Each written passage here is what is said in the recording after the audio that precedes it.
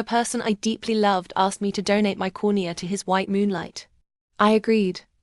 The price of giving up my eyes is that I will completely forget him and spend the rest of my life as a blind and mute orphan. Even so, I willingly accept this fate. I am mute. It wasn't until his 18th birthday that I realized he had fallen for someone else. When I returned from school with my backpack, Suma Sheng was embracing a beautiful girl under the sycamore tree near the stairwell, kissing her. It must have been Suma Sheng's first kiss. He held the girl in his arms as if she were a rare treasure, careful, yet unable to let go. In that moment, my mind went blank. I stood there frozen, my pupils trembling. I had spent a month handing out flyers in a mascot costume under the scorching sun, just to save enough for his gift and cake. Perhaps I was too shocked my fingers trembled, and before I knew it, the cake slipped from my grip and fell to the ground. No doubt, it was shattered beyond repair. The noise startled the couple. It wasn't until Suma Sheng turned and called out my name, Ruru, that I snapped back to reality. Watching him kiss another girl, my face flushed crimson with shame. I wished I could disappear into the ground. Thankfully, it was dark. Under the dim light of the stairwell, Suma Sheng didn't seem to notice my embarrassment. He took the girl's hand and walked toward me. Without any hesitation, he introduced the girl beside him, named An-won, and said with a smile, Ruru, this is the person I like. You can call her sister-in-law from now on. As he spoke, I remembered once asking him what kind of girl he liked.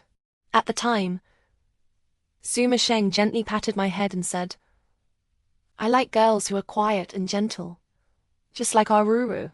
His expression was so sincere, and every word he said felt genuine. She was stunning, her pitch-black hair cascaded over her shoulders like silk, and her face was as exquisite as a rose, bold and radiant. Now that I think about it, those words were probably just Suma Sheng's way of humoring a child like me. How could he ever love someone as insecure and timid as me, a mute? Perhaps my gaze was too direct. An-won frowned, her voice tinged with annoyance. Suma Sheng, who is this? I don't like her. Standing there like an idiot. An-won openly expressed her displeasure with me. Realizing my earlier stare had been impolite, I quickly gestured an apology to her. But An-won didn't understand. Her tone grew even more impatient. What do you mean? Are you mute? Can't you speak? I truly couldn't speak. I lowered my eyes and bit my lip, a subconscious gesture when I felt anxious. I looked to Suma Sheng for help, but he seemed displeased too. He had always hated it when anyone spoke to me in that tone or referred to me as mute. But this time, he merely gave An-won a resigned look, gently smoothing her hair as he said softly, Ruru is my sister. She's been mute since she was little. Oh, so you're the sister who's always clinging to A-Sheng? An-won said, her gaze suddenly sharpening. It seemed she had heard about me from someone and didn't like me. You're not even related by blood. Stop with the brother and sister act. Her words pierced my heart, and I bit my lip harder, tears welling in my eyes. Suma Sheng and I were neighbors, nothing more. When I was 3, I still couldn't speak. Doctors diagnosed me with a vocal cord disability. My father was furious with my mother for giving birth to a useless burden who couldn't even speak. He ran off with another woman, leaving my mother to raise me alone. Without money for treatment, I missed the best window for recovery. When I was 12, my mother and I moved into a household where she worked as a live-in nanny. He smiled at me, a smile like the April sun warming the skin, like a gentle breeze on a hot summer evening. It was beautiful. He crouched down, patted my head and said, My name is Suma Sheng. If anyone ever bullies you, tell me. I'll protect you. Into my 12 years of darkness, a beam of light shone through. A being named Suma Sheng. An-won wasn't the first girl around Suma Sheng who harbored ill feelings toward me. I had thought Suma Sheng would treat her like the others, step back in disgust, stand protectively in front of me, and chase her away sternly. But he didn't. The hint of annoyance in his eyes was ultimately replaced by a look of indulgence called love. He wrapped his arm around An-won's shoulder and gently kissed the top of her head. I know you're jealous, but Ruru is a child our family adopted. I only see her as a sister. Suma Sheng smiled helplessly. His gentle words could easily flutter An-won's heart like a feather, but to me, they were like a knife, tearing me apart. After my mother passed away from illness when I was 15, the Su family adopted me. Suma Sheng was afraid I'd be bullied, so he never told anyone I was adopted. Except for his closest friends, everyone thought I was his biological sister. He hated it when anyone mentioned the word adopted, yet for Anwon, he broke his own rule again and again. He must love Anwon deeply. But even with Suma Sheng's explanation, Anwon's eyes still held hostility toward me. It was as if she could see right through me. Or perhaps she noticed my pale face and the distress in my eyes. Leaning against Suma Sheng, she gave me a look that was almost triumphant. I thought she overestimated me, or underestimated Suma Sheng's love for her. A mute's love can only stay hidden in the heart, forever unspoken. No matter how hard I tried to salvage it, the shattered cake was beyond repair. Suma Sheng said it was too late for Anwon to go home alone, so he would walk her back. He told me to wait for him at home so we could eat the cake together. But Suma Sheng lied to me for the first time. He never came back. I sat at the dining table in the living room, dazed, all night long. When the first rays of morning sunlight streamed into the living room, I suddenly realized Suma Sheng wasn't coming back. The money for Suma Sheng's watch was an advance from my boss. I had found a part-time job handing out flyers in a mascot costume at the mall. It was already midsummer, and no one wanted to spend the whole day inside a stuffy costume. That's why the boss made an exception and hired me. I handed out flyers all morning. It wasn't until a young woman told me I could take a break that I finally took off the mascot head. Saying it wasn't hot would be a lie. Standing under the scorching sun all afternoon, I was on the verge of heatstroke. My hair and clothes were soaked with sweat. Gasping for breath, I accepted a bottle of water from the young woman beside me. She handed me a tissue to wipe the sweat from my forehead. Her eyes filled with confusion. "How old are you?" I'd never seen someone your age working a part-time job like this. On such a hot day, even adults wouldn't do such exhausting work. "How can a child like you bear it?" The young woman was kind. During my time working there, she took good care of me. Even though she knew I couldn't speak, she never looked at me with pity. She chatted with me endlessly, making me feel like a normal person, not a mute. I finished the water in one gulp, wiped my sweat, and smiled at her. But as my gaze drifted, I caught sight of two figures. In that instant, panic surged through me. I quickly turned away, trying to hide inside the mascot costume. Suma Sheng had his arm around Anwon, occasionally leaning down to whisper something in her ear with a smile. Anwon affectionately wrapped her arms around his waist, resting her head against his chest.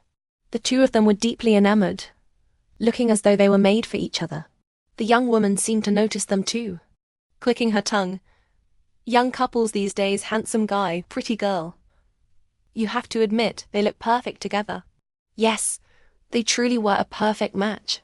Part of me hoped they wouldn't notice me and leave soon, while another part couldn't help but steal glances at them. But sometimes, things just don't go as you wish. Suma Sheng must have noticed something, because he suddenly changed direction and walked toward me.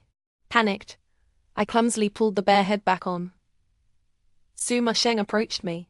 He probably didn't recognize me, because he politely pointed to the only balloon flower left beside me, and asked, "Excuse me, is this balloon flower for sale? My sister likes these little things. I want to buy one to cheer her up." Hidden inside the bear costume, I looked at him, feeling a mix of emotions I couldn't quite describe. Seeing me hesitate, Suma Sheng pursed his lips and asked again. Snapping back to reality, I quickly handed him the last balloon flower. He smiled, thanked me, and pulled out his phone to pay, but I shook my head. "Free of charge." "Sir, you're such a good brother." The young woman beside me spoke up for me, praising Suma Sheng with a smile. Sheng, what are you doing?" Anwon caught up, linking her arm with Suma Sheng's. When she saw the balloon flower in his hand, she pouted, a look of disdain on her face. "What's this? A balloon? I hate childish stuff like this." She probably thought Suma Sheng was going to give it to her. He patted her head and said helplessly, "This is for Ruru. She likes this kind of thing." And Wan's expression stiffened for a moment. She seemed to hate hearing my name from Suma Sheng's lips and immediately grumbled. "What? We're out shopping together, and you're still thinking about her. You won't buy me anything, but you remember she likes balloons." Who matters more to you, me, or her? Seeing An-won upset, I felt an inexplicable sense of satisfaction. But what happened next left no room for joy, because Soo Ma-sheng wrapped his arms around An-won, whispering softly to comfort her. Every word was incredibly gentle, filled with regret. He cupped her face, tenderly wiping the tears from the corners of her eyes, and carefully brushed the stray hairs from her face. He said, "Don't be angry, sweetheart. You're the most important person in my heart." He said, "Are you jealous of Ruru? It's just a cheap balloon flower. Let's go buy that necklace you liked after dinner, okay?" He said, "If you don't like it, I won't give it to her." His words were so gentle, soothing to others, yet to me, they felt like knives, each syllable piercing me until I was bruised and broken. Soo Ma-sheng handed the balloon flower back to me, apologized, and then let An-won pull him away. The young woman beside me frowned, clearly annoyed. What's wrong with her? That girl seems a bit off. I stood there, watching their retreating figures until they disappeared from sight. Only then did I slowly remove the mascot head, holding the balloon flower Soo Ma-sheng had returned to me. Everything felt so unfamiliar, the surroundings. Soo Ma-sheng's voice, his laughter, even the sound of his footsteps. None of it felt like the memories I held dear. "Oh, little Rue. Why are you crying?" Tears had begun to fall without me realizing it, dripping onto the balloon flower. "Little Rue, do you know them?" The young woman handed me a tissue to wipe my tears, asking cautiously. After a moment's hesitation, I nodded. I lowered my head and hugged the balloon flower tightly to my chest. "Soo Ma-sheng, I'll pretend you were trying to cheer me up." Soo Ma-sheng's feelings for An-won were beyond anything I had expected. They got into the same university. After being together for 2 years, I took the college entrance exam during my second year of high school. Aunt Soo Ma-sheng's mother wanted me to attend a regular university like any other person, so she insisted I take the exam. On the day of the exam, Soo Ma-sheng came to see me off. It had been a long time since I last saw him. Ever since he started university, he rarely came home. Occasionally, he would video call me to ask how I was doing, but An-won was always by his side, and the calls would end after just a few words. An-won seemed to grow increasingly resentful toward me. Even though we hadn't seen each other in over 2 years, she had tried every possible way to keep Soo Ma-sheng from meeting me. "Ruru, do your best. I'll be waiting for you outside." Soo Ma-sheng ruffled my hair. He looked tired, but his smile was still as gentle as ever.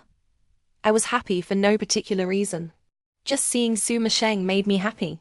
Perhaps because Soo Ma-sheng had encouraged me, the exam went smoothly. When I walked out of the exam hall, Soo Ma-sheng and Aunt Soo were waiting outside. He handed me a bouquet of flowers and didn't ask how I did. Instead, he asked if I was tired and suggested we go eat first. Aunt Soo had booked a hotel near the school. While the 3 of us were happily having dinner, I noticed Soo Ma-sheng quietly hanging up calls multiple times. Each time he did, his expression grew darker. Later, he simply turned off his phone. When he looked up to respond to Aunt Soo, his eyes were distant and distracted. Soo Ma-sheng's mind wasn't here. After dinner, Aunt Soo had to leave for work. Soo Ma-sheng and I walked home together. I couldn't even remember the last time we walked side by side like this. Just the 2 of us, heading home. He always carried my favorite snacks, strawberry ice cream and iced soda in the summer, warm milk tea, and roasted sweet potatoes in the winter. He asked Aunt Soo to buy a bicycle. Every day he would drop me off at the school gate and pick me up after school. I sat on the back of his bicycle, carefully yet pretending to be casual, wrapping my arms around his waist, listening to the steady rhythm of his heartbeat. Together we passed through early summer in June, felt the gentle autumn breeze, endured storms and heavy rain, and witnessed winter's snowfall, wiped the sweat from my forehead, and patiently fanned me or shielded me from the sun. But now, that patience and gentleness that once belonged solely to me no longer did. Under the night sky, the streetlight stretched his shadow long behind him. I suddenly stopped walking. Soo Ma-sheng didn't notice and kept moving forward. He didn't realize I was no longer by his side, just as he didn't notice that our shadows were now intertwined like lovers under the lamplight. Perhaps my feelings for him could only be hidden in the shadows beneath the streetlights. Just as I was about to catch up, someone suddenly grabbed me. Confused, I turned around, only to be slapped hard across the face the next second. The slap was so forceful that I immediately fell to the ground. I knew it. And one stood with her back to the light, her expression twisted like a vengeful ghost. Suma Sheng seemed to hear the commotion and ran back toward us. "Ei Sheng, tell me, did this little bitch say something to make you leave me behind and come back alone?" Suma Sheng tried to help me up, but Anwan stubbornly held onto his arm. On the road, the two of them struggled. I stood up and, from Anwan's words, roughly understood why Suma Sheng had suddenly come back to see me off for the exam. They had argued. It started when Aunt Sue and I asked Suma Sheng if he could come back to see me off for the exam. At first he said he might not have time. He truly didn't because today was Anwan's birthday. Suma Sheng's original plan was to celebrate Anwan's birthday with a group of friends. But Anwan, for some inexplicable reason, had found my and Aunt Sue's contact information in Suma Sheng's phone and deleted everything: photos, WeChat messages, chat histories, without leaving a trace. Suma Sheng had almost lost his temper on the spot. That same day he booked a ticket home. In the 2 years they had been together, Suma Sheng had never once dared to argue with Anwan. "Wanwan, how many times do I have to tell you? Rue is just my sister, she only ever be my sister. She's like a child to me. She doesn't know anything. I don't understand why you're jealous of her." Suma Sheng tried to pull away from Anwan while also shielding her from the passing cars on the road. Even when arguing, he didn't want her to get hurt. "Oh, really? I don't think she wants to be just your sister. I've seen plenty of girls like her acting all innocent while stabbing people in the back, hiding behind the brother and sister act. Who knows what dirty thoughts she's hiding? I just can't stand her. Suma Sheng, if you have the guts, break up with me." Suma Sheng froze. And one glared at me, shook off Suma Sheng's hand, and stormed off. I thought Suma Sheng would get angry, take my hand, and leave. But instead he cried. Suma Sheng cried. In the 7 years I had known him, this was the first time I saw him cry. Over a single word from Anwan. "Break up," he cried. It felt as though an invisible hand was gripping my throat and squeezing my heart. Holding back my tears, I reached out and tugged on Suma Sheng's sleeve. But the next second, he shook off my hand without even looking at me. He turned and chased after that retreating figure without hesitation. They made up. Or perhaps none of it mattered anymore. When the college entrance exam results came out, I did very well. Aunt Sue was worried about me. He suggested I attend his school so he could look after me. At first I didn't want to go. Thinking of Anwan, she would probably sneer and say I was haunting them like a ghost. I wasn't afraid of anything, not even Suma Sheng not loving me. After all, I never expected him to love me. I only feared him hating me. As expected, when Suma Sheng and Anwan came to pick me up after helping me pack, Anwan rolled her eyes at me. "You just won't go away, will you?" A few more people arrived one after. Suma Sheng introduced them to me. When they learned I was Suma Sheng's sister, their eyes lit up. One of the boys nudged Suma Sheng's arm, looked at me, and said, "Old Sue, so this is the sister you're always talking about. Finally meeting you in person. Little sister, I'm Lin Zheng, your brother's roommate. If anyone bullies you at school, just tell me, I'll take care of them."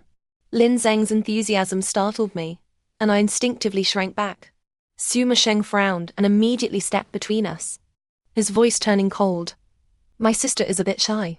You scared her?" I glanced up at Suma Sheng. He had never liked it when boys got too close to me. Back in my first year of junior high, a boy gave me a love letter. Somehow, Suma Sheng found out. From then on, he waited outside my school every day. Whenever he saw any guy trying to approach me, he would immediately step in and block them with his body. Just like now. Putting on an act. "Who do you think you're fooling?" Anwan's voice was quiet, but it reached my ears clearly. I pursed my lips, tugged on Suma Sheng's sleeve, and gestured that I needed to use the restroom. After splashing water on my face in the restroom, I couldn't understand why Suma Sheng kept swinging me between hope and disappointment. Every time I decided to give up on loving him, he would shine his warmth on me again, reigniting my hope. I didn't like it. I'd rather he were cruel to me than give me hope only to let me down over and over. "I'm warning you, stay away from Suma Sheng." And one had somehow left the private room and cornered me at the restroom entrance. Her face wore a threatening expression as she reached out and patted my cheek. Suma Sheng is mine. I don't care what your relationship is. I've seen plenty of girls like you. Don't think I don't know what you're thinking about A Sheng. A mute like you. How dare you like him? Don't think his past kindness to you meant anything. He just pitied you. If I were you, a mute who can't even speak, I would have followed my mother to the grave when she died. Your father left you because you're a mute. Your mother was killed by you, this little mute. Tell me, why are you even still alive? Little mute, just die already. I couldn't stand Anwan's disgusting expression. I couldn't stand her talking about my mother like that. Wide-eyed and furious, I reached out and pushed her. It was the first time I had ever pushed someone. I didn't use much force, but Anwan fell to the ground, letting out a sharp cry as she shouted at me. Ruru, what are you doing? I was just telling you about some things with your brother. Why did you push me? I was at a loss, especially when I saw Suma Sheng appear. Suma Sheng immediately helped Anwan up and asked what happened. The next second, Anwan buried her face in his chest, her expression instantly changing, her eyes red and filled with grievance. A Sheng, does Ruru hate that I'm with you? I was just washing my hands with Ruru and told her a few happy stories about us. But she suddenly got angry and pushed me. A Sheng, it hurts so much. I lowered my head, feeling helpless. I couldn't speak. I didn't know how to explain myself to Suma Sheng. I could only use gestures over and over to tell him. It wasn't like that. She's lying. She provoked me. I couldn't help it. So you did push her? Suma Sheng frowned. There were 2 visible wet handprints on Anwan's clothes, proving I had indeed pushed her. I froze for a moment, my heart aching. It wasn't because of what Suma Sheng said, but because of the disappointed and reproachful look in his eyes when he looked at me. Ruru. Wanwan can be blunt sometimes, it's just her personality. You two didn't get along before, but Wanwan has apologized and promised to treat you well. But what about you? Even if she said something that made you uncomfortable, she didn't mean it. How could you push her? The restroom floor is so slippery. What if she had fallen and hit her head? Could you take responsibility for that? Anger crept into Suma Sheng's voice, growing louder with every word. Anwan, safely tucked in his arms, was no longer crying. Instead, she gave me a triumphant, provocative smile. She had done it on purpose. I opened my mouth, wishing desperately that I could speak. How I wanted to explain to Suma Sheng everything Anwan had just said to me. But then, it felt as though a bucket of cold water had been poured over me from head to toe. How did Anwan know about my past? My father abandoning my mother and me, my mother's illness and death, these were pains that would haunt me for life. How did Anwan know? These were my scars, the pain I never wanted to face. I had even made a pinky promise with Suma Sheng, never to tell anyone about these things. But he had told Anwan everything, every word, every secret, every scar, every pain, without holding back. He had carelessly ripped open my scars and laid them bare before the person he loved, disregarding my bleeding, wounded heart and plunging a knife into it, adding new scars. By the time I regained my senses, Suma Sheng had already carried Anwan away. He had abandoned me again. That night, Suma Sheng sent me a message telling me to apologize to Anwan another day. Then he tried to coax me, saying he had spoken too harshly in the heat of the moment, and asking me not to be angry with him. Lying in bed, I typed and deleted words in the message box. I wanted to ask him why he had told Anwan those things, but my finger hesitated over the send button. Did it even matter anymore? I deleted the words in the message box, didn't reply to his message, turned off my phone and forced myself to sleep. I didn't contact Suma Sheng for many days in a row. He probably knew I was angry, because he came to see me several times. Each time, he brought my favorite snacks to cheer me up, but I didn't give him a warm reception, because in the end, Suma Sheng would always ask me to apologize to Anwan. But I couldn't do it. After a few attempts, he seemed annoyed to. It was the first time I saw him show impatience toward me. Ruru, why have you become so unreasonable? I stared at him blankly, unable to understand. Was it really me who had changed? Suma Sheng and I fell into a cold war. I didn't seek him out, and he no longer reached out to me as proactively as before.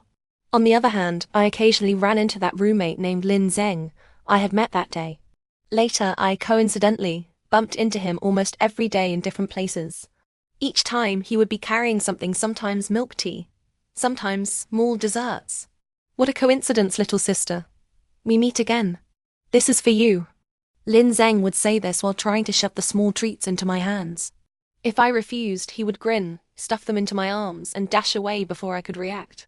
Gradually, I didn't even realize when we became familiar. He would often hide behind the tree near my dorm, waiting for the perfect moment to jump out and scare me. Or he would invite me to watch him play basketball on the court. I had to admit Lin Zeng was handsome, especially when playing basketball.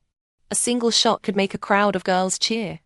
After scoring, his gaze would always find me through the crowd, as if checking if I was still there. The moment he saw me, his eyes would light up with a brilliance impossible to ignore. After the game, he would bend down with a playful grin and ask if his shot had been cool. Just average. I couldn't help but smile as I signed to him teasingly. Lin Zeng seemed stunned for a moment. Standing against the light, I couldn't quite see his expression. But after a pause, he suddenly leaned down and gently pinched my cheek. Little sister, you look really pretty when you smile. He always smiled at me. His smile was beautiful, with 2 dimples at the corners of his mouth. It seemed like he was always smiling when he was with me. He was so close that I could almost feel his breath and the warmth radiating from him. Strangely, I didn't mind it. The sunset seemed frozen in that moment. When I snapped back to reality, I felt my face grow warm. I was stiffly averting my gaze when a furious roar erupted beside us the next second. Lin Zeng, what the hell are you doing? Both Lin Zeng and I were startled by the sudden shout. But before Lin Zeng could look up, Suma Sheng swung a fist and punched him hard in the face. Lin Zeng, what were you trying to do to Ruru? How many times have I warned you? Don't even think about laying a hand on Ruru. Are you fucking deaf? Suma Sheng roared like a madman at Lin Zeng, who had been knocked to the ground by the punch. Lin Zeng took the hit squarely, covering his face as he spat a mouthful of blood onto the ground. Terrified, I stood up from the bench, wanting to help Lin Zeng, but Suma Sheng grabbed my arm. Don't go. No wonder you haven't contacted me these days. You were being fooled by him. Suma Sheng's grip hurt my arm. He tried to pull me behind him, to separate me from Lin Zeng, to shield me from seeing him. He acted as though he was naturally concerned for my well-being, but for some reason it only made me angry.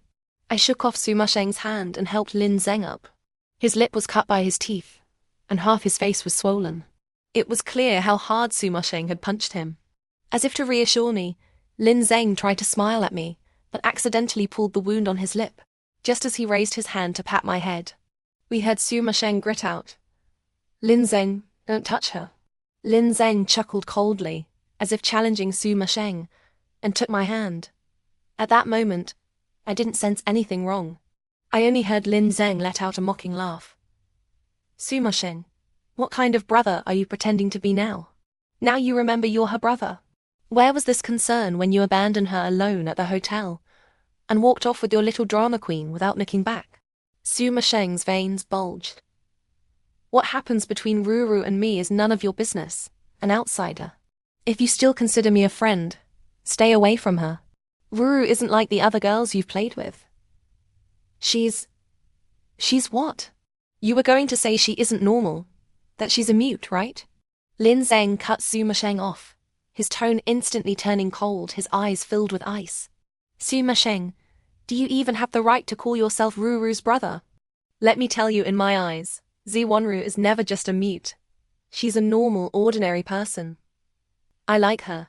I don't care if she can speak or not, and I don't care about her past. None of it matters. She's the girl Lin Zeng, like. I admit I was startled by Lin Zeng, not just because he confessed his feelings for me to Suma Sheng, but because his voice was so loud. His outburst drew the attention of everyone still lingering on the basketball court. Being confessed to and watched by so many people made me shy, but I also felt a faint flicker of joy. I finally seemed to understand why I felt no resistance when I was with Lin Zeng. Lin Zeng was like the older sister I met during my part-time job. He never saw me as a mute or a disabled person with flaws. Suma Sheng was clearly shocked by Lin Zeng's sudden bluntness, but still gritted his teeth and said he agree. Lin Zeng laughed, ignoring Suma Sheng, and grabbed my hand to run. Little sister, let's elope with me. He threw me a playful wink. Before I could react, he was already pulling me along, running non-stop. Only after we had left Suma Sheng far behind, until he was out of sight, did I finally catch my breath and pull Lin Zeng to a stop, having choked on the wind. Lin Zeng patted my back to help me catch my breath. I stole glances at his expression, and noticed his eyes darting around, avoiding mine. Once I had calmed down, he scratched the back of his head somewhat awkwardly and said, about what I said to Suma Sheng earlier. Don't take it to heart. Did I scare you? I was stunned for a moment, then shook my head. But as if realizing something, I signed to him. So, you mean you don't like me? Lin Zeng understood my sign language and immediately shook his head in a panic, denying it. But then he caught himself and realized that might not be the right response. He stood there struggling for a long time, finally making me laugh. Thank you for liking me. You really do look beautiful when you smile. Lin Zeng was mesmerized again, his eyes shining with that dazzling light as they rested on my face, unblinking. So, what's your answer? He waited expectantly for my response, but before I could reply, he cut me off regretfully. Never mind, don't answer me yet. Let's keep that answer for later. Anyway, whether you're willing or not, I'll never give up on liking you. So, little sister, give me a chance to like you, okay? Lin Zeng spoke with such sincerity that I couldn't refuse. That night, back in my dorm, I thought for a long time. I finally seemed to understand two things. Suma Sheng's patience and gentleness toward me all along might have been exactly as M1 said he pitied me. Even if he deliberately avoided mentioning it in front of me, in his heart, I had always been a mute with a tragic past. My love for him had blinded me to the sympathy in his eyes whenever he looked at me. I subconsciously pressed my hand against my chest, over my heart. It seemed I didn't like Suma Sheng as much anymore. Lin Zeng still showed up around me like clockwork every day. We both seemed to tacitly avoid bringing up what had happened that day. Suma Sheng tried to see me a few times. I knew he probably wanted to argue again. Lately, we had been arguing more and more. I didn't want to see him. I ignored his messages and calls, so he waited outside my dorm with a gloomy expression. I tried every way to avoid him, but eventually, I ran out of methods and couldn't escape anymore. Ruru, could you stop worrying me so much? Stay away from Lin Zeng. He's no good. Do you know how rich his family is? He's the heir of a company. What kind of women hasn't he seen? He's only interested in you because you're a mute. Once he gets bored, he'll toss you aside without a second thought. But at least he sees me as a normal person. The Suma Sheng before me felt unfamiliar. His tone, his expression, the words he spoke all felt incredibly strange. He's deceiving you. You've been fooled. Suma Sheng stepped forward and grabbed my shoulders, his grip tighter than when he had pulled my arm that day. Ruru, I'm doing this for your own good. Why can't you just listen to me like you used to? Lin Zeng is a normal person. What normal person would ever like a mute? As soon as the words left his mouth, he seemed to realize he had said something wrong. He let go of me in a fluster, his face filled with panic. Ruru, I didn't mean it like that. So I don't deserve to be liked by anyone, right? Just because I'm a mute who can't speak, I should never be loved by anyone, right? My eyes turned red as I signed to Suma Sheng, my whole body trembling. So, Suma Sheng truly had never seen me as a normal person. His patience with me was because I was a mute. His protectiveness was because I was a mute. His lack of affection for me was also because I was a mute. Suma Sheng panicked. I had never seen such panic in his eyes before. But no matter how panicked he was, it was never as intense as when M1 had threatened to break up with him. In that moment, I finally felt relieved. I signed to him, every gesture forceful and deliberate. Suma Sheng, I don't like you anymore. After parting ways with Suma Sheng, I felt an unprecedented sense of relief. It seemed that not liking Suma Sheng wasn't as difficult as I had thought. I still didn't understand why Lin Zeng liked me, but I realized it didn't matter as much anymore. Every day spent with him was filled with joy. 2 more years passed like this. Suma Sheng and M1 were about to graduate. Suma Sheng took over his mother's company. Over the years, I rarely saw him, except during holidays when I went home for the new year, and inevitably spent a few days together. Lin Zeng went abroad for further studies during the second semester of his senior year. Before he left, I went to the airport to see him off. He suddenly asked me for the answer I had never given him. I couldn't deny that I had gradually fallen for him during our time together. But Lin Zeng deserved a better girl. So, I told him that if, after 2 years of studying abroad, he still felt the same way and hadn't changed his mind, then I would be with him. We made a pinky promise. At the time, neither of us probably imagined that this promise would remain unfulfilled. During the 2 years Lin Zeng was away, everything around me seemed to move in slow motion. I realized that Lin Zeng had quietly woven himself into the fabric of my life. Though we were separated by time zones, nothing could block his yearning for me. He told me that no matter when, if I needed him, he would answer my call immediately. 2 years passed this way. Suma Sheng proposed to An-won. That day, Suma Sheng sent me a message after a long time, asking me to be a witness at his proposal. The message was lengthy, spanning hundreds of words. I didn't understand what he was trying to express.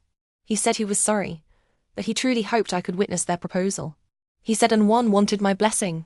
I didn't want to go not because I hadn't moved on. Over these 2 years, I had come to terms with many things. I occasionally reminisced about the past moments with Suma Sheng. But for some reason, no matter how much I recalled, those memories no longer felt sweet. The halo around Suma Sheng in my heart seemed to have faded. Moreover, Suma Sheng had chosen a significant day. It was my birthday, and also the day Lin Zeng was returning to the country. I declined Suma Sheng's request, simply saying I had something to do that day and needed to pick someone up from the airport. One didn't specify, but Suma Sheng probably guessed. The chat screen showed typing repeatedly, but after a long while, no message came through. Lin Zeng's flight was landing in the evening. I carried a cake, thinking that after picking him up, we could go to that restaurant downtown we used to frequent. As I walked toward the airport with the cake, while crossing a turning intersection, someone suddenly covered my mouth and nose from behind. The cake in my hand fell to the ground, just like my future life shattered beyond recognition. I should never forget that night. The pain of being torn, insulted, beaten, the agony that felt as if my entire being was being ripped in two. 3 men surrounded me, pressing my face into the dirt. With my battered body, I barely managed to escape their grasp. Desperate, I fumbled for my phone to call for help. I dialed the emergency contact in my phone. I called Suma Sheng's number 5 times in a row, but he never picked up. They caught me again, laughing grimly as they pinned me to the ground. My phone slipped from my hand, but in my despair, the screen suddenly lit up. It was Lin Zeng. I reached for it, but they stomped on the phone, along with my last hope, into the mud. I don't remember how I made it back to my dorm. I locked myself in the bathroom, trying to wash away the humiliating and despairing marks on my body. I didn't understand why fate had to treat me this way. Why, just as I mustered the courage to embrace hope, it pushed me back into the dust, into the mud, over and over again. I buried myself under the blankets, hoping it was just a nightmare, a terrible dream. That when I woke up, none of it would have happened. Lin Zeng called me many times, 98 calls in total, along with over 300 messages. But Suma Sheng never called me back. I thought he must be happily celebrating, with no time to spare for me.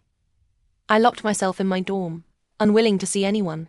My mental state deteriorated rapidly, and I fell seriously ill, eventually taking a leave of absence and returning home. Lin Zeng came to see me a few times, but I didn't want to see him, or rather, I didn't want to burden him. In my current state, what right or courage did I have to embrace him? I couldn't be so selfish as to drag him down for the rest of his life. After a stay in the hospital, I heard that Suma Sheng and An-won would soon be meeting the parents to set a wedding date. Suma Sheng's father passed away when he was very young, so Auntie Sue wanted me to go along, hoping I could meet some people and take my mind off things. But I dislike such festive yet formal atmospheres, especially the way An-won looks at me. It always reminds me of the expressions on the faces of those people that day. It makes my stomach churn uncontrollably. I found an excuse to slip out of the private room, and was about to go down the stairs to get some fresh air outside the hotel, when someone suddenly pushed me hard from behind. Fortunately, I reacted quickly and grabbed the railing beside me. Otherwise, I would have tumbled down the stairs by now. TCH, why didn't you fall? The familiar voice immediately made me frown. I turned around, pale-faced, and sure enough, there was An-won looking at me with raised eyebrows. Her eyes were like venomous cobras in the dark, cold, and malicious. You know, Lin Zeng is really persistent with you. At first, I thought he was just toying with you, and was ready to watch the show, waiting to see how he'd win you over and then dump you. But I never expected this playboy to actually fall for you. For you, he even agreed to study abroad in a field he hates most, just to listen to his parents. I wonder if he's lost his mind. I just don't understand what kind of magic does a mute like you have that makes everyone fall for you. Lin Zeng is one, and Su Muisheng is another. I think An-won has probably gone mad. By the time she spat out the last sentence, she was practically gnashing her teeth, as if she wanted to tear me apart. I was startled, and a flicker of surprise flashed in my eyes as I looked at her. But I didn't want to engage with her any further. I turned to leave, only for An-won to grab my arm. She held me with such force, as if trying to crush my arm. Whether I wanted to listen or not, An-won relentlessly continued. Zi-wonru, what are you pretending to be so noble for? Do you have any idea how much I hate you? Haven't you ever wondered why everyone around Su Muisheng knows about you, even if they've never met you? It's because Su Muisheng talks about you all the time. Whether we're eating, shopping, or just chatting, he always brings you up. He and Lin Zeng were such good friends that because of you, he fought with him, severed ties, and one night, when he was with me, he even called out your name. He kissed me while passionately calling your name. Zi-wonru. Tell me, was he thinking of you or me at that moment? I froze. In that instant, it seemed I finally understood why An-won had harbored such intense hostility toward me from the very first moment we met. She said Su Muisheng liked me, but how ironic all of this was. I tried to shake off her hand, but An-won refused to let me go. What she said next completely shattered all my remaining composure. But it doesn't matter anymore. A tainted wreck like you, who's been violated, will never be loved by anyone again. Zi-wonru, do you know how much I hate you? How could I possibly let someone like you witness our proposal? I want to ruin you. Since I'm suffering, I'll make sure you suffer even more. Someone like you doesn't deserve to be loved. You don't deserve to live. Shock, fear, and rage left my mind blank. When I finally snapped back to reality, I saw my own outstretched hand and An-won tumbling down the stairs. Zi-wonru. I turned around to find Su Muisheng roaring at me. He strode toward me and, without hesitation, slapped me across the face. I snapped out of it and tried to explain everything to Su Muisheng, but he closed his eyes. He didn't want to listen. At that moment, a long-forgotten ache surged back into my heart. I grabbed the hem of Su Muisheng's shirt, only for him to viciously shake me off. Zi-wonru, if anything happens to An-won, I won't let you off. How could you become so malicious? Su Muisheng carried An-won to the hospital, leaving me alone to face the wrath of An-won's family. I don't understand why everyone says I've changed. I haven't done anything. I just fell in love with someone, and I thought I could accept everything that came with it. Happiness, warmth, luck, but later, I realized that all the misfortune I've endured, every step I've taken to this point, has come from him. Su Muisheng once brought a ray of light into my gloomy life. But in the end, he personally extinguished that light and pushed me back into darkness. How cruel. I didn't push An-won. She saw Su Muisheng coming to look for me and tried to pull the same trick. But she was foolish enough to lose her balance and hurt herself. She hit her head, damaging her retina, and lost her sight. The An family wanted to call the police, but after Auntie Su pleaded with them, they proposed a solution. They wanted me to donate my corneas. Auntie Su refused, so the An family began pressuring Su's company, forcing them to agree. They said the Su family had raised me all these years, and a useless mute like me had to take responsibility for the trouble I'd caused. I knew Su Muisheng would come to me. Su's company couldn't withstand the pressure from the An family, and was on the verge of bankruptcy. Did you push An-won or not? Su Muisheng looked utterly exhausted, his eyes bloodshot, his face unshaven, nothing like the graceful young man he once was. Does it matter? I signed, my heart devoid of emotion. Nothing mattered anymore. A mute like me couldn't speak, couldn't defend myself. Who would listen to my so-called truth? The room fell silent. Su Muisheng seemed to struggle internally before finally uttering the words. Ruru, I'm begging you. Donate your corneas to Anwon. The Su family can't hold on any longer. Once this is over, I'll find you the best nursing home. I'll take care of you for the rest of your life. The words seemed excruciatingly difficult for him. Su Muisheng looked at me, his tone pleading. Without hesitation, I signed the surgery consent form. The Su family had done so much for me over the years. I couldn't destroy what Auntie Su had worked so hard to protect, all because of me. So what if I became blind? A mute like me, with no future, had nothing to fear. The lights in the operating room were so bright, I couldn't keep my eyes open. I slowly closed them, thinking that in this life, I had briefly embraced the light, but was destined to return to darkness. I heard the surgery was successful, though with some minor complications. I fell asleep and woke up only to the sounds around me. Everything was dark before my eyes, but I felt as though I had forgotten something. According to the doctor, it seemed to be a stress response, a certain degree of memory loss after the surgery due to trauma. But I remembered everyone: Auntie Su, Dr. Liu, who often took me for walks, and Anwon in the next room, with whom I had exchanged eyes. Why did they say I had amnesia? Or perhaps I really had forgotten someone. They often mentioned someone named Su Muisheng in front of me. But who was Su Muisheng? I had no recollection. After being discharged, I was sent to a nursing home. I don't know how long I've been here. One day, a strange man suddenly appeared.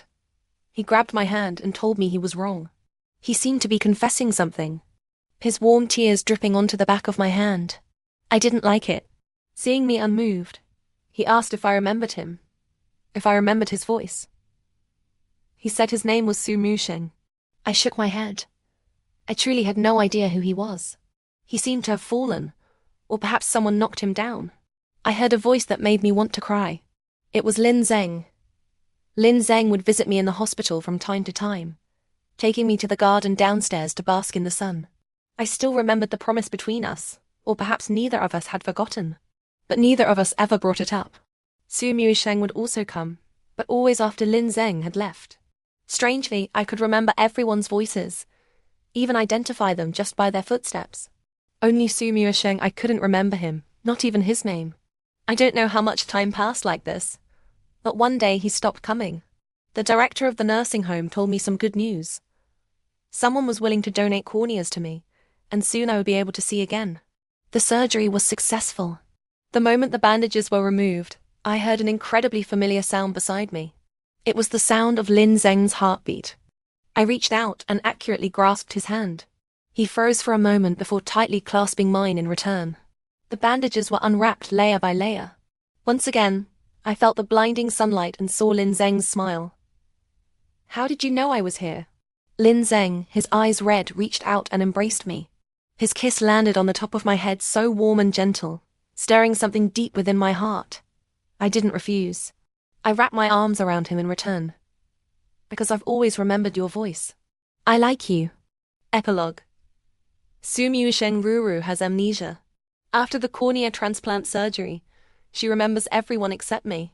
At first, I didn't believe it. But every time I walked into her room and deliberately spoke loudly with my mother, she never reacted. But she wasn't like this before. When we were kids, we used to play a game where I'd blindfold her and take her downstairs to play hide and seek with the other children.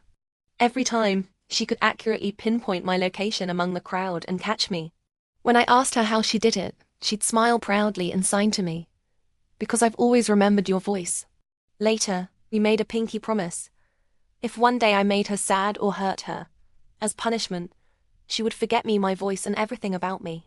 Back then, I thought it was just a playful promise. But now I realize I overlooked the seriousness in her eyes when we made that promise.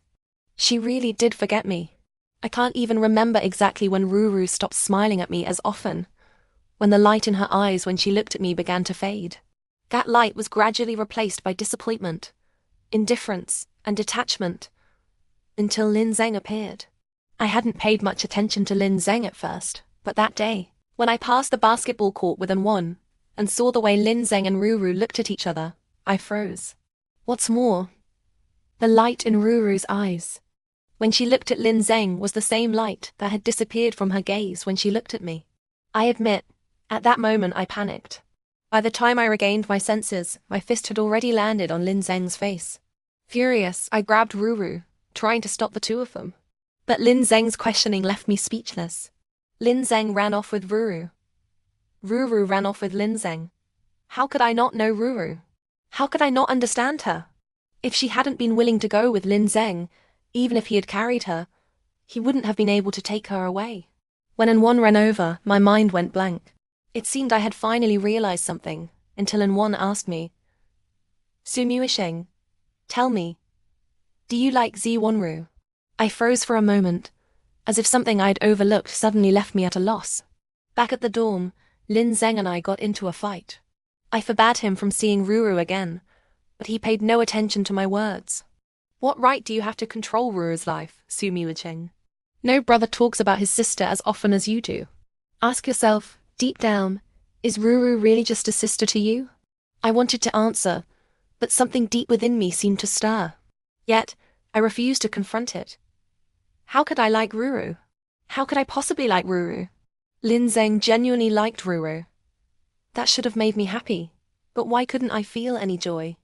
And Wan's surgery was a success, and the wedding between the Su and An families was rescheduled. My mother seemed somewhat displeased, but for the sake of the family business, she knew collaborating with the An family was the only way forward. I began preparing for the wedding and didn't visit Ruru in the hospital for a long time. They said her emotions had been stable all along, so she must have been doing well. The wedding soon arrived, and the festive atmosphere at the ceremony made me restless. I had originally wanted Ruru to attend my wedding, but my mother forbade it. She even told me to visit Ruru less, saying she was afraid of burdening Ruru's mental state. But I secretly found out that she had reserved a room for herself at Ruru's nursing home and would move there after the wedding. Midway through the ceremony, just as the officiant was conducting the vows, the large screen at the wedding that had been displaying photos of Anwon and me suddenly changed. It showed a video, unmistakably set in the hotel from that day. In the video, Anwon pushed Ruru, nearly shoving her down the stairs. The video must have been edited. The conversation between Ruru and Anwon was deliberately amplified, each word feeling like a knife stabbing into my heart. Ruru had been violated. Anwon had hired someone to violate her. That night, the night I proposed to Anwon, it felt like a thunderclap exploded in my mind. I suddenly remembered those 5 calls Ruru had made to me that night. I had personally set myself as the emergency contact on her phone, yet in the end, I hadn't answered her calls for help. Impossible. I had people erase this video. No, this is fake. Anwon tugged at my sleeve, panic written all over her face. Her lies had been exposed. Ruru hadn't pushed her at all. She had brought all of this upon herself. Get away from me. I shoved her aside, my mind racing as I recalled all the things I had unintentionally done to Ruru after getting together with Anwon. Time and again, I had abandoned her, hurt her heart, questioned her, and distrusted her. I was the one who had brought her to this point. I was the one who had lost my Ruru. Ignoring everything, I rushed out of the wedding venue and ran toward the nursing home where Ruru was staying. I thought everything could still be salvaged. Maybe Ruru was just joking with me. Maybe she was just angry. Maybe she was just throwing a tantrum. But the moment I saw her shake her head, I finally realized Ruru truly didn't remember me. Lin Zeng rushed over and punched me hard in the face. As I fell to the ground, I saw Ruru instinctively lift her head and look toward Lin Zeng's direction. She remembered Lin Zeng's voice. She remembered everyone except me. In that moment, my heart felt as though it had been torn apart by a knife. The wedding was ruined by Lin Zeng, and my mother was determined to demand justice from the An family. But even without her saying so, I had no intention of letting the An family off. Someone, however, acted faster than I did. Lin Zeng brought down the An family before I could. Every step he took seemed deliberate and meticulously planned. I had thought Lin Zeng had given up on Ruru, but it seemed I had always underestimated his feelings for her. Lin Zeng dug up all the shady dealings the An family had been involved in over the years, along with evidence that An Won had hired someone to violate Ruru, and even the 3 perpetrators. But he didn't choose to report it to the police. An Won's debt couldn't be settled, so easily going to prison was too lenient for her, and those 3 scum. I made a decision. Lin Zeng would take good care of Ruru in my stead, and I would avenge her. I had An Won kidnapped and forced those 3 men to violate her in front of me. Thinking about everything An Won had done to Ruru, I initially wanted to kill her outright, but I couldn't. Ruru's corneas were still in her eyes. She had to stay alive. Watching An Won scream and curse at me, I felt nothing. I wondered why I had ever agreed to be with An Won in the first place. Was it because I had stumbled upon Ruru's diary, filled with her youthful secrets? Or was it because An Wan's eyes shone like Ruru's once did? I often wondered back then, if Ruru could speak, would she be like An Won, clinging to my arm and acting coquettish? An Won was tortured to the brink of death, filthy and disheveled, but her eyes glared fiercely. She said, "Su Muisheng, you dare say you have no part in how things turned out? You're the one who ruined Zi Wanru." She was right. I was the one who ruined Ruru. If I had realized earlier, if I had faced my feelings for Ruru sooner, perhaps none of this would have happened. Let me atone for all my mistakes. Let my eyes watch her live out the rest of her life. The night before the surgery, Su Muisheng came to see me once. He stood by the window in the hospital room, backlit, so I couldn't make out his expression. The smell of disinfectant from the hallway mixed with the faint scent of tobacco on him. He never used to smoke. Ruru. His voice was dry, like sandpaper rubbing. I contacted the best ophthalmologists abroad. They said, if the donor experiences stress-induced amnesia after surgery, there's a chance they might recover some memories when exposed to specific stimuli. I lay quietly in bed, not responding. Outside the window, the leaves of the sycamore tree had turned yellow, one swirling down. I remembered many autumns like this, him riding his bicycle with me through streets covered in fallen leaves. My arms wrapped around his waist, my cheek pressed gently against his warm back. The wind back then carried the sweet scent of roasted chestnuts and his smell. If after the surgery you forget. He paused for a long time, so long that the nurse came in to change an IV drip. I'll make you remember me again. I'll visit you every day and tell you everything about us. From the first time we met when you were 12, to when you had a fever at 15, and I carried you to the hospital, to when you turned 18. His voice choked. I slowly turned my head, my empty eyes looking toward him. I knew he was crying. Warm tears dripped onto the back of my hand like scalding wax. I gently withdrew my hand. But what good would remembering do? Remembering how he once held an umbrella for me in a downpour, getting drenched himself. Remembering how he stayed up late organizing study notes for me. Remembering how he fought with a boy who gave me a love letter, because he was nervous. But also remembering how he let go of my hand time and again for An Won. Remembering him yelling, "What normal person would like a mute?" Remembering those 5 unanswered calls for help. Memories are like amber, they preserve the most beautiful moments, but also seal away the most painful ones. And I would rather have a blank, dark emptiness. I raised my hand and signed slowly, making sure he could see every gesture. Don't bother. Forgetting is fine. He grabbed my hand abruptly, holding it so tightly his fingertips trembled. No, Ruru, you can't forget me. You can't.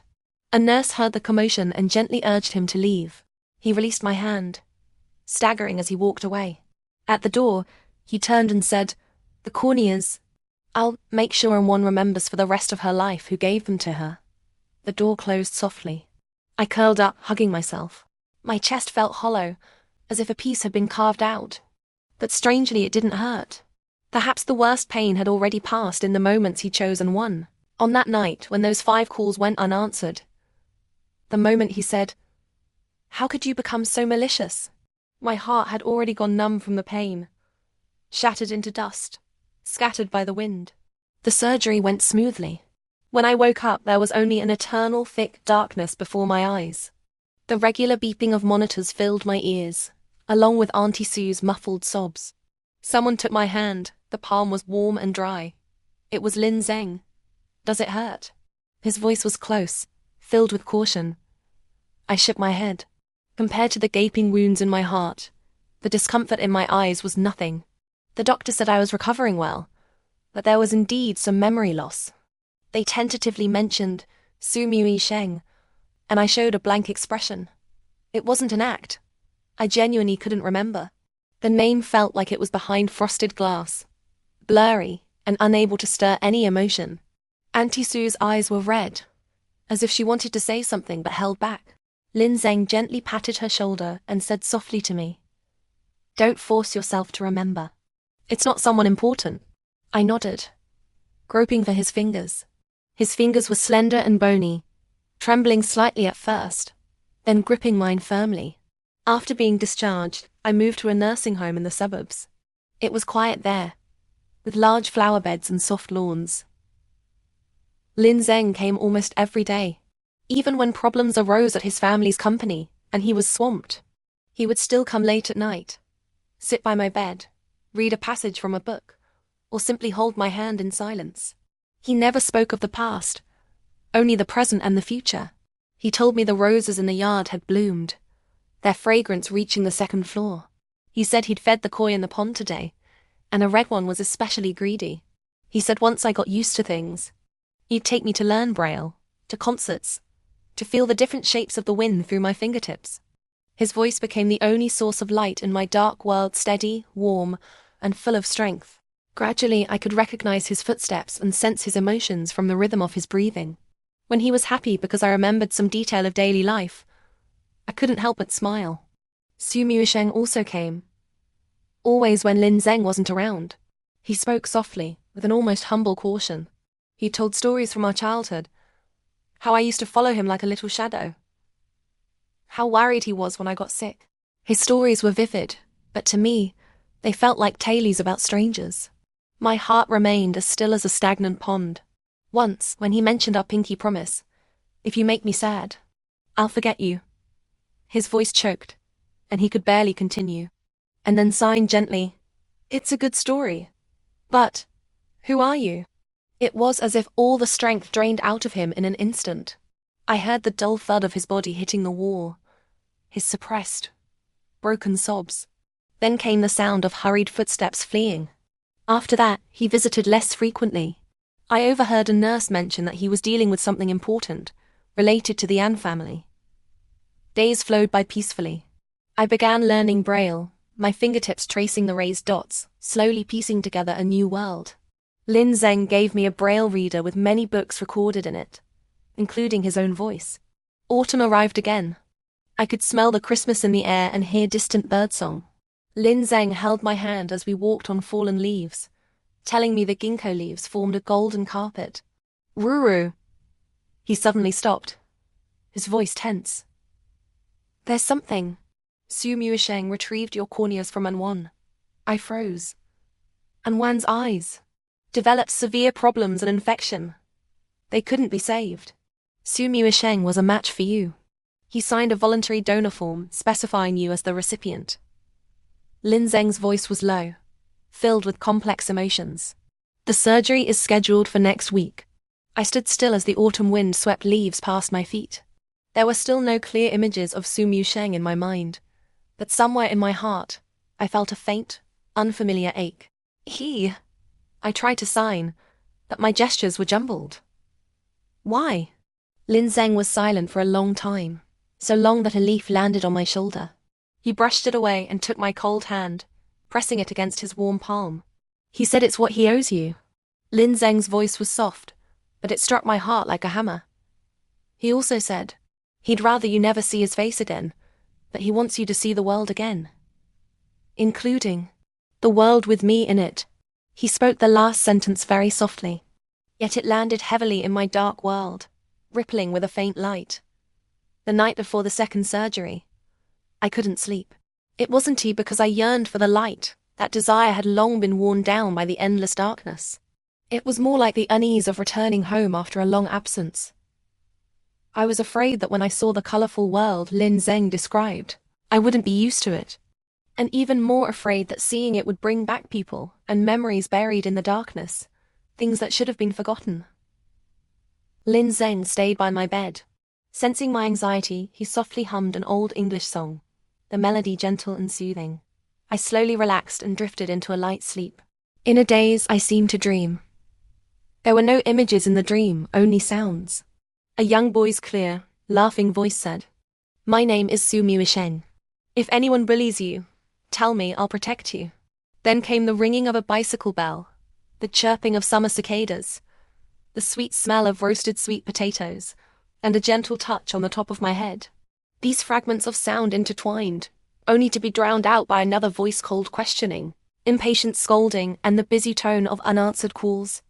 I struggled amid the cacophony of sounds until I felt a pair of warm hands gripping mine tightly. Lin Zeng's voice cut through the haze. "Don't be afraid, Ruru, I'm here." I held on to him as if clinging to a lifeline. When I woke up, the warmth of his hands seemed to linger in my palms. A nurse came to prepare me for surgery, speaking softly to comfort me. I accepted everything calmly. As I was being wheeled toward the operating room, I suddenly raised my hand and slowly signed in Lin Zeng's direction. "Wait until I can see you." I heard him take a sharp breath, followed by his resolute, slightly trembling voice. "Okay, I'll wait for you. Always." The light of the operating lamp felt like a hazy warmth through my eyelids, just before the anesthesia took effect. One last thought flashed clearly through my mind. This time I will see clearly for myself, and for the person who promised to wait for me. The day the bandages were removed, the sunlight was bright. At first, there was only a blurry glow. Then vague outlines of figures. As my eyes adjusted to the light, the first clear image that came into view was Lin Zeng's tense face. He had lost weight, with faint dark circles under his eyes.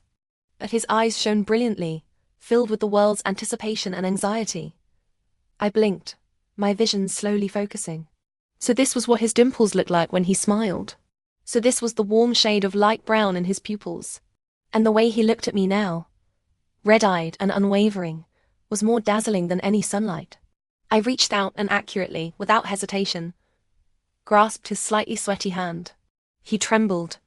An immense joy burst from his eyes, turning into a shimmering glow. He opened his arms and gently pulled me into an embrace, holding me as carefully as if I were a priceless treasure recovered from loss. His heartbeat was fast and strong, pounding against my eardrums, gradually syncing with the rhythm of my own heart. "Welcome back, Ruru," he whispered, his voice choked, as he pressed a warm kiss to my hair. I wrapped my arms around his waist, burying my face in his chest, which carried the fresh scent of soap. I took a deep breath.